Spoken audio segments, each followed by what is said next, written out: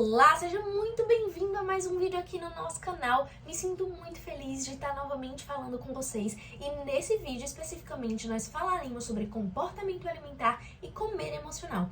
Se você se interessa nesse vídeo, não esquece de ativar o nosso sininho, se inscrever no nosso canal para que você não possa perder nenhum vídeo realmente que está sendo feito assim com muito amor de mim para você.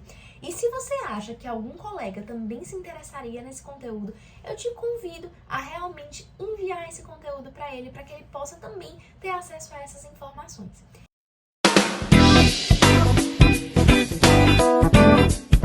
Então vamos lá. Inicialmente, para falarmos antes do comer emocional, eu gostaria de falar sobre o comportamento alimentar. Por que comemos o que comemos? Você já parou para pensar isso? O que está por trás do teu ato alimentar? Hoje eu te digo que existem 3 grandes níveis que podem influenciar realmente no teu comer emocional, que é o nível filogenético, ontogenético e cultural. O fato é que desde o nosso primeiro dia de vida, realmente nós estamos entrando em contato com o alimento. Então, por si só, o alimento é algo naturalmente aperitivo. Nós precisamos dele para nos mantermos vivos. Então faz totalmente sentido que a gente realmente veja o alimento como algo prazeroso, porque ele vai nos proporcionar realmente uma não fome, né? A gente tá com fome, a gente come o alimento, fica satisfeito, fica feliz, fica tudo sob controle. Imagina só na vida de um bebê, por exemplo, que o bebezinho, ele tá ali recém-nascido e tudo, ele vai tomar o leitinho dele, e no momento em que ele quer o leite, certamente ele vai chorar para ter acesso ao leite. E aí ele vai receber aquele leitinho dele. No momento em que ele estiver satisfeito, ele não vai comer além do que ele precisa. Ele vai parar ali naquele momento, porque ele vai estar comendo por fisiológico, né? Pela fome fisiológica, não tem nada além disso. Ele vai comer porque ele precisa comer, ele precisa de nutriente, ele precisa daquele alimento para se manter em pé. Então ele vai precisar daquele leitinho e ele não vai comer muito além do que ele pode. E aí, conforme o tempo vai passando, conforme as coisas vão acontecendo na nossa vida, o nenenzinho ele vai virando criança, ele vai virando adolescente, aí vira o fator ontogenético, que é o papel realmente do desenvolvimento humano no nosso comportamento alimentar. Nós vamos atribuindo significados ao alimento, né? De certa forma, a gente não come somente pela fome fisiológica, mas fatores relacionados ao nosso desenvolvimento também podem influenciar, sim, no nosso comportamento alimentar. Claro que nós dividimos isso em nível realmente didático, porque não tem como a gente dividir filogênese, ontogênese e cultura. É claro que é uma mistura de tudo isso, mas para que nós possamos realmente dividir didaticamente, que fique fácil acesso, é muito importante que a gente leve em consideração esses 3 níveis. E a cultura, claro, que influencia diretamente em como nós vamos nos relacionar com a comida, em como nós vamos enxergar a nossa relação com a comida. A família que a gente vive, o país que a gente vive, como a gente aprendeu realmente a atribuição de significados sobre a comida. Então, o nível cultural, ele é de suma importância realmente no nosso desenvolvimento do nosso comportamento alimentar. Então, gente, entendendo um pouquinho sobre esses 3 níveis, você já pode, colocando em prática, realmente colocar ali num papelzinho, puxa, como que eu vejo a minha fome no nível filogenético? Como que eu vejo ali o meu comportamento alimentar no nível ontogenético? E de que forma a cultura ela também foi influenciando realmente nas minhas percepções sobre o corpo, sobre as minhas percepções sobre a comida, sobre o que eu como, a hora que eu como, de que forma eu como. Porque, por exemplo, algumas mentalidades de dieta, como, nossa, eu preciso comer de 3 em 3 horas, eu não posso comer carboidrato à noite, eu não posso comer determinado alimento na semana, já no final de semana é liberado. Então a gente vai criando regrinhas de como nós nos relacionamos com a comida. E que essas regrinhas, muitas vezes, elas acabam sendo disfuncionais. Porque imagina, voltando pro exemplo do bebê. O bebezinho, ele come porque ele tá com fome. E aí, ele vai, sempre que estiver com fome, ele vai precisar de um alimento ali naquele momento. Conforme nós vamos crescendo e as regras vão sendo construídas em relação a esse aspecto, A gente vai criando atribuições de significados nesse sentido e a gente não come mais só porque nós precisamos do alimento. Mas a gente, puxa, eu preciso desse alimento para manter ali um ritmo na academia, eu preciso desse alimento porque ele é mais saudável, eu preciso desse alimento aqui porque ele vai me engordar menos. Então, a gente vai atribuindo esses significados e a gente deixa de entrar em contato com a nossa fome, com a nossa saciedade, para realmente nos relacionarmos com a comida conforme as regras que nós vamos criando daquela comida. Então a gente já não come mais somente porque nós estamos com fome, mas por outras questões que vão muito além da fome fisiológica. Então o primeiro ponto ali para a gente trabalhar o nosso comer emocional é realmente identificar o porquê nós estamos comendo, o que está por trás do nosso comer emocional, realmente, tá? Então, um passo muito importante para identificar isso é você identificar a tua fome e a tua vontade de comer. Identificando a fome, por exemplo, a fome normalmente é algo bem assim profundo.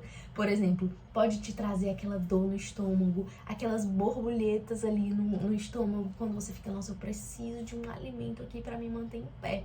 Eu preciso de alguma coisa que faça com que eu consiga ficar mais tranquila. Realmente a gente se sente mais fraco, a gente pode ter dor de cabeça. Isso é fome. Por exemplo, imagina só que você não gosta nem um pouco de brócolis, você detesta brócolis. E aí você chega pra mim falando, Laís, eu tô morrendo de fome, eu chego fraca aqui, eu preciso de alguma coisa. E aí eu vou te falar assim, nossa, eu tenho um brócolis aqui, você quer? E aí você vai falar, nossa, por favor, me dá logo esse brócolis, porque eu preciso comer aqui alguma coisa pra pelo menos conseguir voltar às minhas atividades normais. Naquele momento você vai estar com fome, porque você vai estar frente a um alimento que você não gosta tanto, mas tá tão ruim aquela sensação, aquele desconforto relacionado a isso, que você vai aceitar ali para suprir a tua necessidade fisiológica. A fome é sobre algo específico, bem específico mesmo. Por exemplo, imagina nessa mesma situação que você chega pra mim, nossa, Laís, eu tô com fome. Pensando assim, né? Eu tô com fome. E eu te falo, nossa, mas eu tenho brócolis aqui. Ah, não, mas eu quero chocolate. É fome de chocolate. Essa fome não é fome mesmo. É uma vontade de comer. Uma vontade que tem algo bem específico aí, relacionado ao chocolate. Se eu te oferecer brócolis, se eu te oferecer batata, se eu te oferecer qualquer outra coisa, talvez você não aceite, porque a tua vontade mesmo é do doce.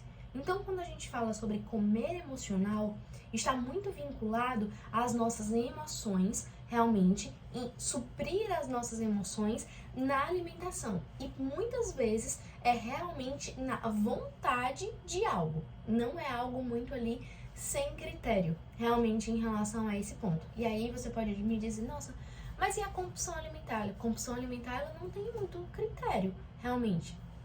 De fato, são coisas diferentes. Compulsão alimentar, exagero alimentar, e a gente vai trabalhar isso em outros vídeos, certo? Aqui o intuito é que a gente realmente consiga identificar um pouquinho o teu comportamento alimentar, esse comer emocional. Então, normalmente o comer emocional ele está relacionado a realmente envolver as emoções no ato de comer. Então, você precisa estar sempre atento realmente ao que está por trás de tudo isso. E para falar um pouco sobre o comer emocional, eu gosto muito de falar do nosso cérebro, do nosso querido e amado cérebro. O cérebro ele tem duas grandes funções na vida dele inteira: evitar sofrimento e buscar prazer. Então, em cada situação que a gente vive, o nosso cérebro ele vai ter automaticamente ali o movimento de tentar evitar o sofrimento e buscar prazer, mesmo a uma situação.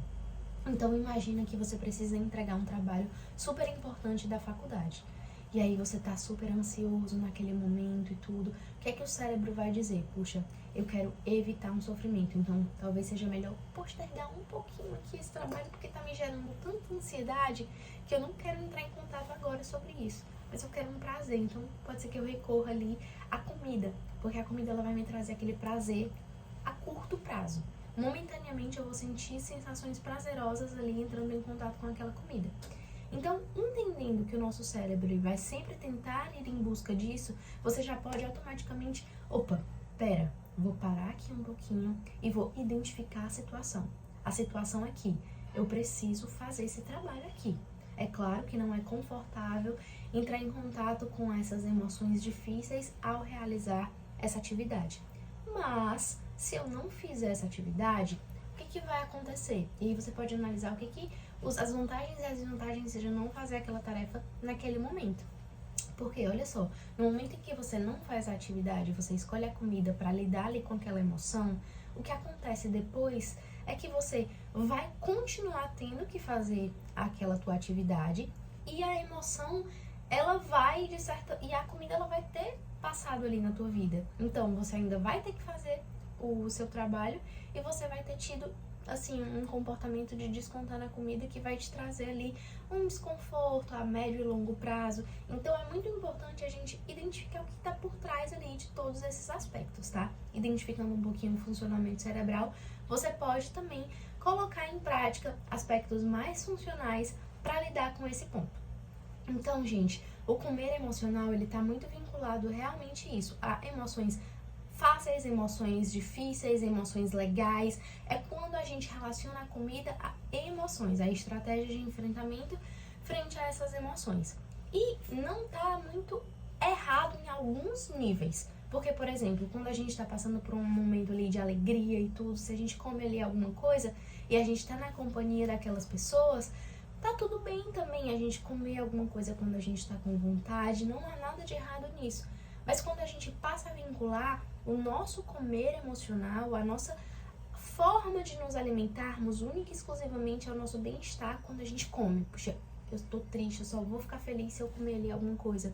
Ou, nossa, eu só vou conseguir fazer tal coisa se eu me alimentar de certa forma. Então, muito sobre os nossos pensamentos, as nossas regras, as nossas crenças é que devem ser estudados sobre esses aspectos, muito além do que realmente um episódio específico de comer emocional, tá? Então, o autoconhecimento, ele é a chave necessária para a identificação de todos esses aspectos, porque é a partir do autoconhecimento que você vai conseguir colocar em prática outras questões relacionadas ao comer emocional, ao teu comportamento alimentar como um todo. Então, hoje eu te convido principalmente a identificação da tua fome e da tua vontade de comer. E também sobre um fator muito importante que é a saciedade. Muitas vezes a gente come além do que a gente gostaria de comer. E como é que a gente pode fazer para ajudar a que a gente consiga identificar a nossa saciedade? O Mindful Eating. O que significa o Mindful Eating? Atenção plena no ato de comer. Por vezes, a gente acaba ali pegando um pacote de biscoito, um pacote ali de pipoca e vai assistir um filme, fica no celular. Então, são muitos estímulos produzidos ali por aquelas telas. A gente fica vendo a TV e fica atenta ali a tudo que está acontecendo e a gente não fica atento ao nosso momento da alimentação. Então, para o nosso cérebro receber a resposta de que você está saciado, pode ser que demore um pouco mais. Então, eu te convido também a ter esse momento de atenção plena no ato de comer. Estar realmente conectado com aquele momento. As sensações produzidas no teu organismo no ato de comer. Para você identificar até que ponto você está saciado nesse momento, tá bom? Então, eu espero que tu tenhas gostado desse vídeo. Compartilha com os teus amigos. E pra mim é uma grande alegria, como sempre, estar aqui falando com você. Até o próximo vídeo, tá, gente? Um beijo bem grande.